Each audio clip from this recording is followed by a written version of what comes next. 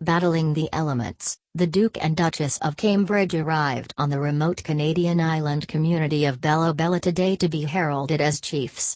Amid driving wind and rain, Kate dressed down for the occasion in Zara jeans, earrings by Canadian designer Pippa Small and what looked to be her trusted pair of Penelope Chilvers boots.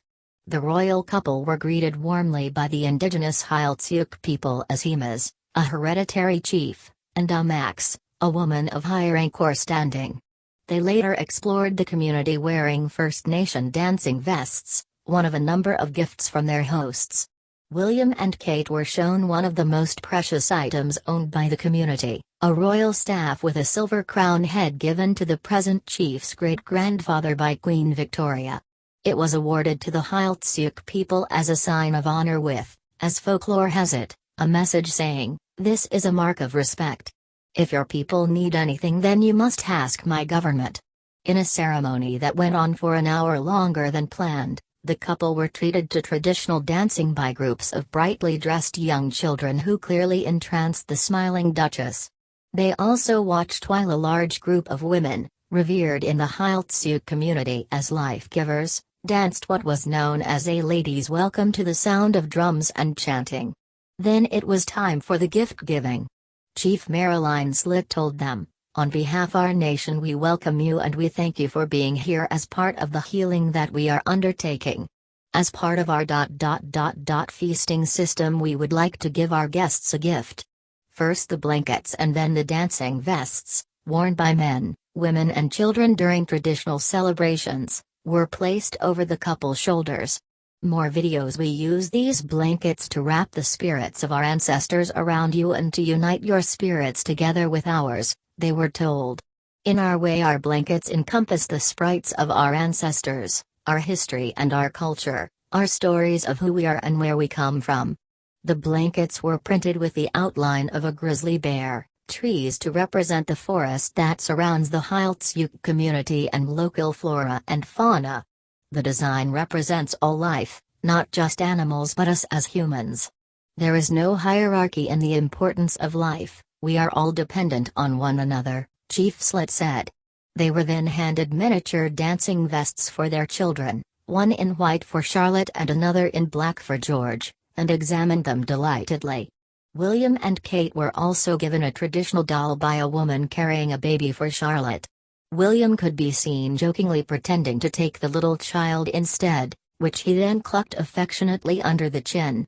They were also given a painted drum for George and urged them to bring him back to the community to learn how to free the spirits of the drum. The couple also sat listening to several speeches from senior members of the Heiltsuk community about the battle to protect and nurture their traditional lands. "We face many threats to our way of life and the work of our ancestors.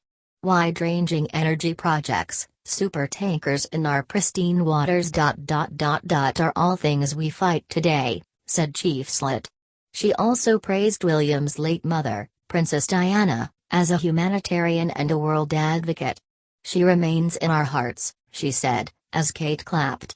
Speaking earlier, one of the elders of the community, Edwin Newman, said he was keen to use the visit to impress on William and Kate the history of his people and how we connect with the land and connect with the ocean. He said, "We farm the ocean, that is our living. We do have rights.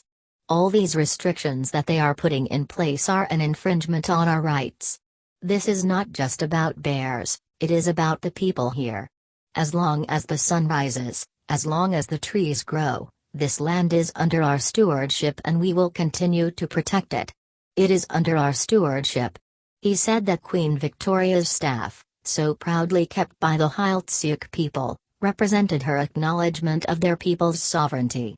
And Prince George and Princess Charlotte were not forgotten, with presents of a small black dancing vest and doll for the little royals, who had stayed back in Victoria, the family base, with their nanny. And the couple were urged to return with their 3-year-old son so that he could be taught how to release the spirit of the drum.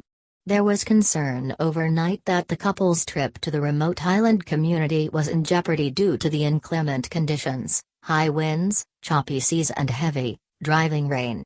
But aides worked quickly to adapt their program, canceling a tour of the beautiful region by float plane and arranging for a boat to take them from the small airstrip to the jetty where they were welcomed by the First Nations people. "It is still a beautiful place in the rain and everyone is prepared to get wet," a spokesman for the couple said. Kate arrived in a safari-inspired raincoat, left, which she took off to reveal a blue check shirt and jumper. Right. William and Kate are greeted with a traditional welcoming ceremony by the Heiltsuk First Nations community in Bella Bella. The Duchess opted for a more practical look today, teaming the beige safari jacket with a pair of trusted mid-length boots. Chiefs from the Heiltsuk First Nations community welcomed the royal visitors to Bella Bella, British Columbia. The royal couple were delighted by the performances of local children as part of the ceremony, smiling as they sit side by side. The Duke and Duchess of Cambridge are welcomed by the Heiltsuk First Nations community. The couple also sat listening to several speeches from senior members of the Heiltsuk community. The couple endured a somewhat rocky flight with the twin propeller flight, experiencing strong turbulence en route to the tiny one-strip airport. Stretching over 250 miles along the central and north coast of British Columbia, the Great Bear Rainforest is the planet's largest intact temperate rainforest. It is the only place in the world where you can see the Kermode, or spirit, bear, which is noted for its white fur, as well as wella whales, sea otters, dolphins and sea lions. The Kermode bear is considered sacred by the Tsimshian people. Other wildlife includes coastal gray wolves, grizzly bears, cougars and orcas. The fjords, glaciers, mountains and granite cliffs of the rainforest have been virtually untouched for thousands of years. William and Kate touched down in a private plane following an hour-long flight from Victoria, where they are based with their two children, Prince George and Princess Charlotte, for the week-long tour. The Great Bear Rainforest was recently named as Canada's commitment to the Queen's Commonwealth Canopy, QQC, a unique network of forest conservation initiatives involving all 53 countries of the Commonwealth. Data adverts. Add to array pus, in red_player, type, 636 by 1, id, in red player, // share or comment on this article.